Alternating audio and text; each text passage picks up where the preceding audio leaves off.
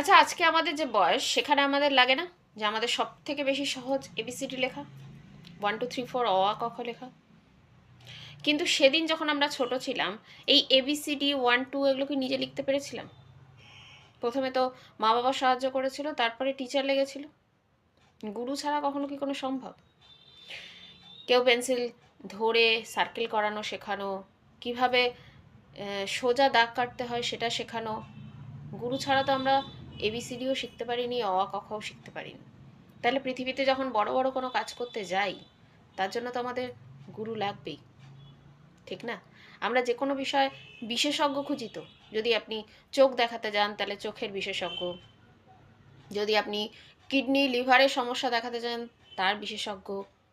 তাহলে জীবন সম্পর্কে যারা বিশেষজ্ঞ তাদের থেকেই কিন্তু জীবনের আদর্শ আমাদের নেওয়া উচিত।